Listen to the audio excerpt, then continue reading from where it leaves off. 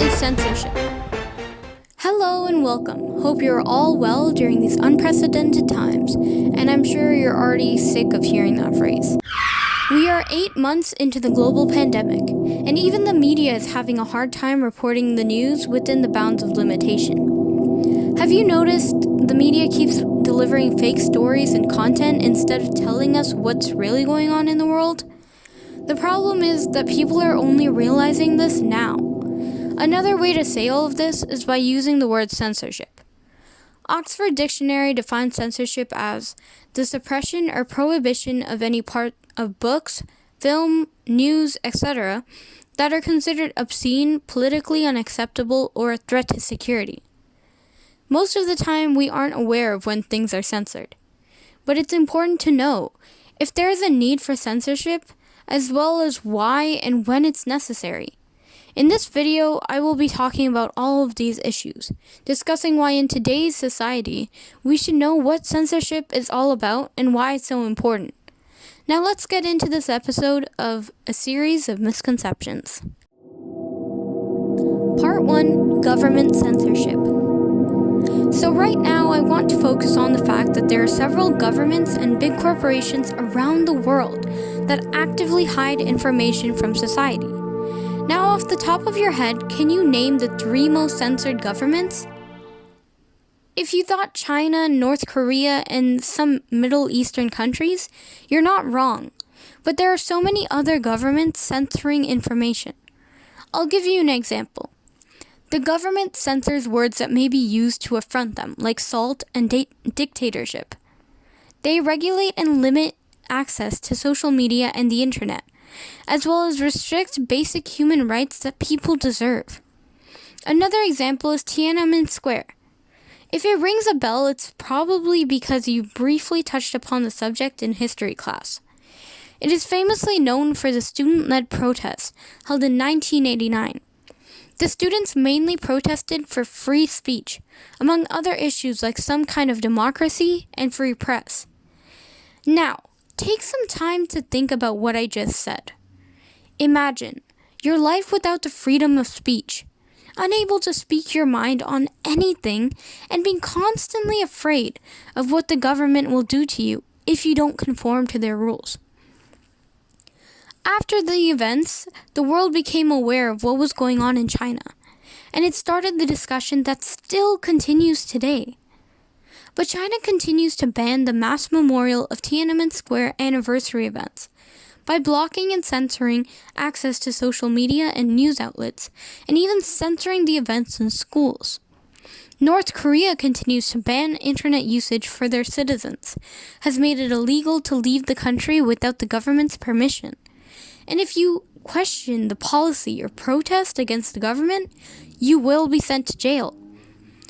In Saudi Arabia, a journalist's death was covered up to secure the government's stature, and multiple forms of media are filtered.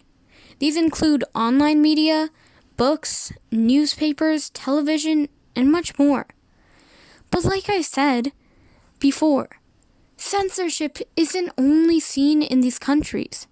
In the United States, many Americans are unaware that there are several forms of speech that are not protected through the First Amendment, meaning they are censored.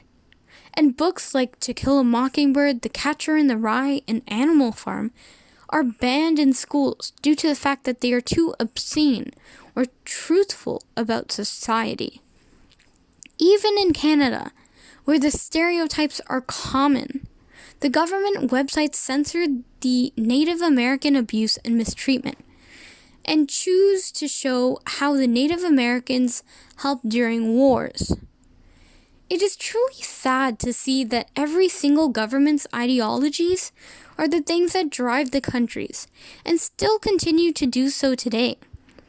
The fact that they censor so much information, and that most citizens still have their heads in the clouds about the problems, is almost sickening to me. We should not allow governments to take away our rights.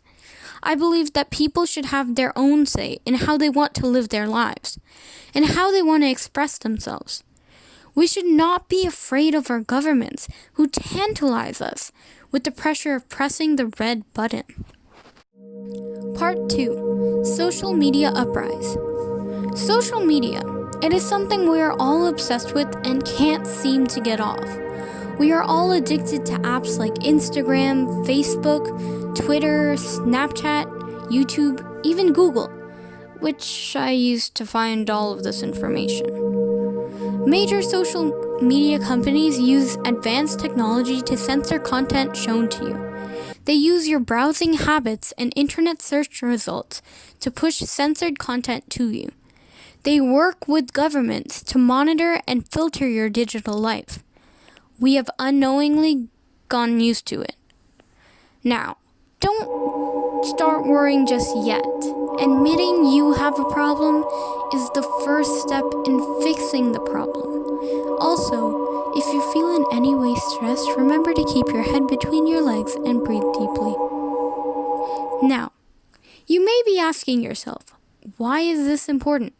I don't use Facebook, so how will it affect me? Facebook is the world's largest social networking company, which also owns Instagram, WhatsApp, and Onevo, and many other companies. Well, ladies and gentlemen, this is an important topic because not only are these apps able to restrict your content, they as well have access to information from your account which you agree to when installing the app. They own and share your data with third-party organizations, and you aren't in control of anything these companies do, even up to 90 days after you delete your account. The Facebook app recently released an updated version of their terms of service. It states that in Section 3.2, we also can remove or restrict access to your content, services, or information if we determine that doing so is reasonably necessary to avoid or mitigate adverse legal or regulatory impacts to Facebook. And this was all hidden by the great censorship trick. Hopefully, these are enough reasons for you to make sure you know what you're signing up for and what the companies will do with the information you have. And even if you don't have these apps installed, it should still be a big deal.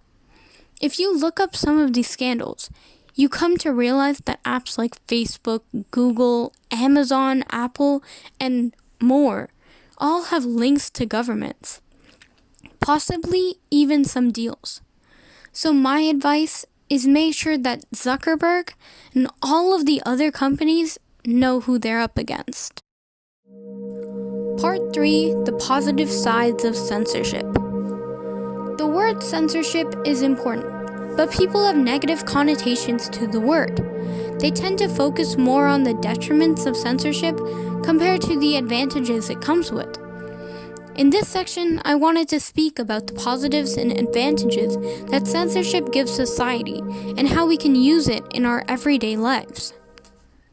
After watching the previous reasons stated in this video, I can understand why you would view censorship as a bad idea. But what you might not have realized is that even though it is all around you, it has its positive standpoints, similar to Duo, the owl from Duolingo. For example, censorship is used to prevent children from accessing disturbing content that includes, but is not limited to, any form of pornography, sexual violence, and/or crimes. Although children still have the ability to find any of this information if they have internet access, there are many tools including parental control on any device. It can also help with the security and privacy of some people and governments, limit the amount of violence, including suicidal and/or self-harm on the internet, includes copyright, and can even limit identity theft, because it isn't a joke. An example of a good type of censorship is the chief censors and censorship teams, whose entire job circulates on filtering out destructive material on the internet. New Zealand's chief censor, David Shanks, explained his job and a specific assignment in Christchurch in a TED Talk when a shooting took place. Not only was his team trying to take down the video, They as well were in contact with YouTube and Facebook, who were deleting anything related to the video at an extremely rapid rate. And so, a majority of the advantages of censorship relate to any form of harm to others that need to be filtered or completely hidden to the public for a better future.